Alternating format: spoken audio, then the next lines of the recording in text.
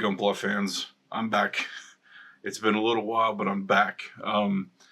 My computer issues are done, but I think I've filmed this about 4 times, 5 times now, because of some technical issues that I've encountered with settings and other things with OBS. So I think I've got those ironed out now, and we're ready to get into this high-grade build fighters kit, the Gundam Exia Dark Matter. This is based off the Gundam Exia from Gundam 00, and this thing had me kind of up and down on how I feel about it. So we're gonna go over some of this stuff and let's see if it's worth your time and money, and if you should pass on it or not. So let's just go right into it and break it down. So we're gonna move all these parts off to the side so we can get a clear picture of this kit, and bring in my pointy stick so we can go over this as best as we can. And so first and foremost, we're going to go over the torso here on this high grade. And instead of polycaps, this thing, builds straight without polycaps. So it's pretty nice, except for probably right here in the torso at the bottom where it fits in here at the waist unit, but that's pretty standard, so I wouldn't care too much about that. So right here, however, we'll get into that here in a minute. This whole thing builds out really well. I am actually pretty happy about how this builds out.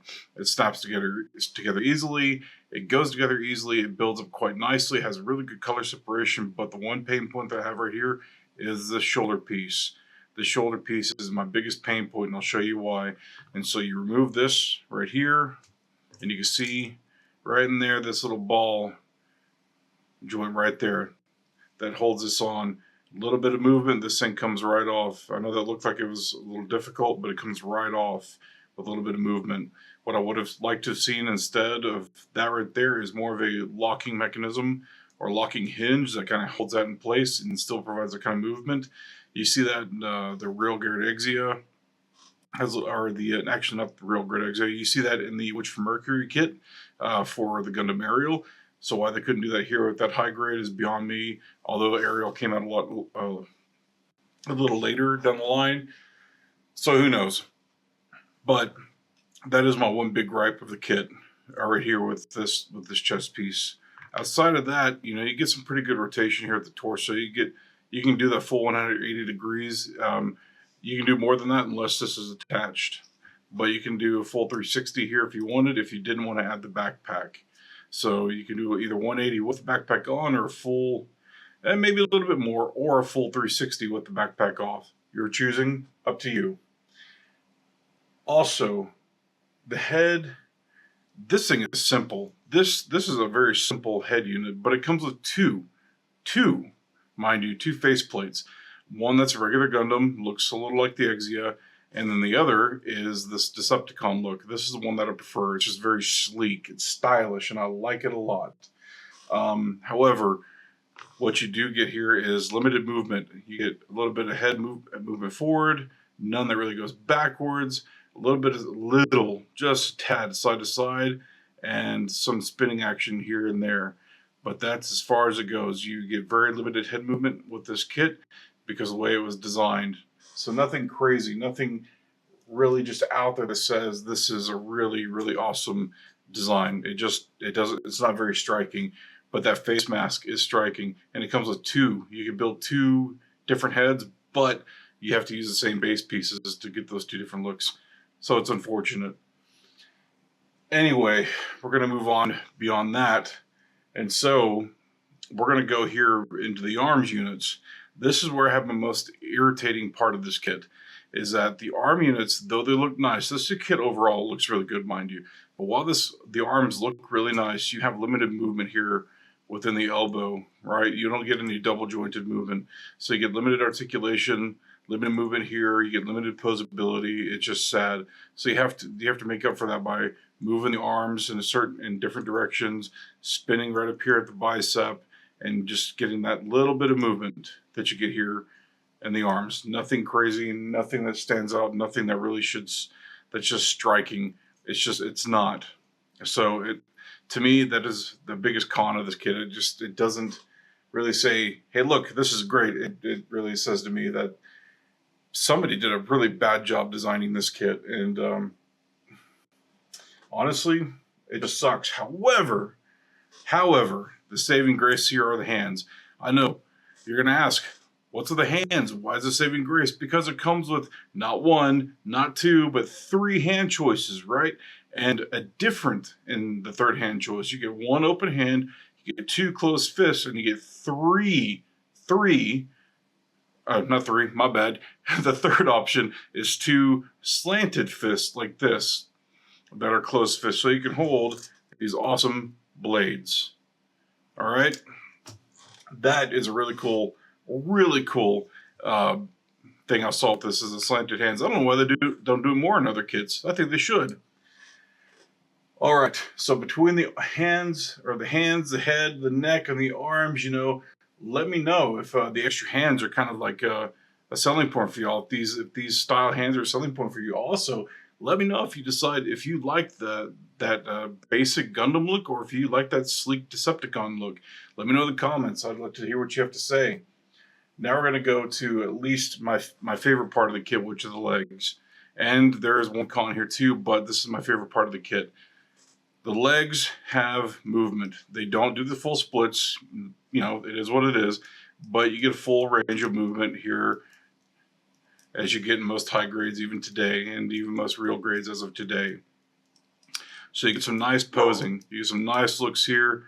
You can get some nice articulation.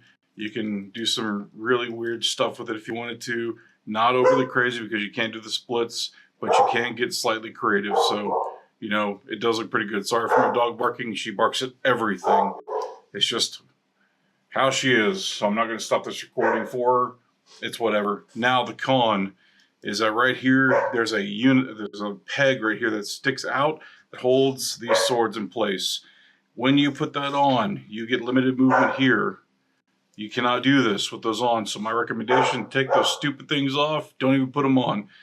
Take full advantage of the range of motion in these legs and use it for posing. That is my 100% advice. And don't put those on. This piece falls off quite a bit, which sucks. It should stay on more. Anyway. All right. Moving on to the backpack and the weapons. The backpack right here. This can be its own individual piece. It's like a core fighter slash... it's a core fighter basically, but you put it on its own stand, or you can put it on the back of the Gundam. Like I said, when you put it on the back of the Gundam, you might see some limited range of motion with the torso, but that's okay because 360 degrees, what are you going to do with that? Maybe you'll find something, I don't know. Though this backpack looks amazing, it looks really cool. There are some cons to this, and the one that's glaring is this right here, this ball joint. Just this little polycap right there. That right there slides into this little hole right there, and that's it. That's all you get. And if you move it too much, it falls off. It's really, really loose. Outside of that, the design language on this is actually really good. I like it. It's striking. It stands out. It does weigh the kit down a little bit, so poses with it standing, you have to get creative. But other than that, it will do a standing pose without a base with this on. So that's kind of cool. The weapons, and we're going to show three of them. The swords. These are very basic.